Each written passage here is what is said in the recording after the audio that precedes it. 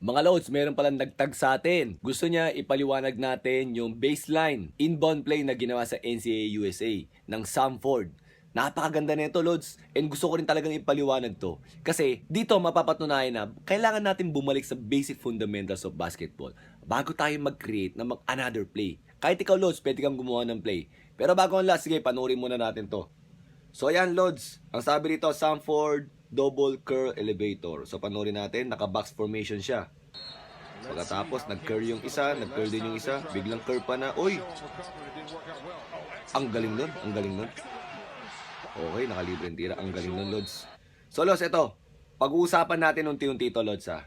Para maunawaan natin na kung paano tayo babalik sa basic fundamentals of basketball. Unang-una, syempre, kailangan alam mo yung basic fundamentals of basketball, offensively and defensively. So, kung alam mo defensively, kaya mong i-counter sa offense mo yon. Parang i-anticipate mo na ganito yung gagawin nila. So, paliliwanag ko dito, Lods, ha. So, unang-una rito, box formation. So, itong number 2 sa taas, okay, ginamit niya yung screen dun sa may taas, tapos nag-curl siya, okay?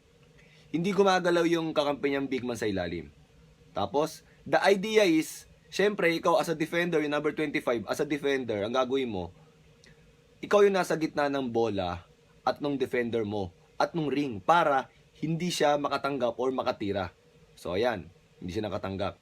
So, ayan, na-deny niya ng maganda. Pero actually, hinahayaan lang talaga siya na ma-deny niya yan. Okay, hinahayaan lang talaga siya. Tapos, may parating na pangalawang curl. So, nangyari dito, Lods, yung number 1 na big man sa white, ang ginagawa niya is medyo hinahayaan lang niya yung tao niya at medyo nagda-drop down siya. Kasi para kung sakali man ay makatulong siya. Pero hindi naman mapapasahan kasi yung bantay niya. So medyo naglagay siya ng space. So yan, inanticipate yan ng coach ng Samford. And ang ginawa nung unang nag-curl is nag-go between them. Nag-go through siya between them. So ang nangyari, ang ginamit niyang unang screen dito ay yung kalaban niya mismo against doon sa bumabantay sa kanya. Ang galing nung isip nung coach na to. So mangyayari, sobrang delay na yan. At napakalapit niya sa elevator screen. Pagpasok niya, wala nang magagawa. Wala nang magagawa yung mga kalaban nila. Pagkatapos yung pangalawang nag-curl, nakakampi niya, itong number 5 na yung pangalawang nag-curl, nag-serve siya as also a screener. Hinayaan niyang mabantayan siya ng number 10. Binagalan niya para makarecover. Pero ang totoo pala nun, tatakpan lang nilang 3 para mapasahan tong kakampi nila at malibre. So yun, ginamit nila yung basic fundamentals ng tamang pag-screen, tamang pag-curl dito para makuha nila yung gusto nilang pwesto. At in-anticipate nila yung depensa ng kalaban. So, ulitin natin, Lods, ha, sa mas mabilis na, na pananalita. Yung number 2, nag-curl. After niya mag-curl, sumunod yung number 5 sa kanya.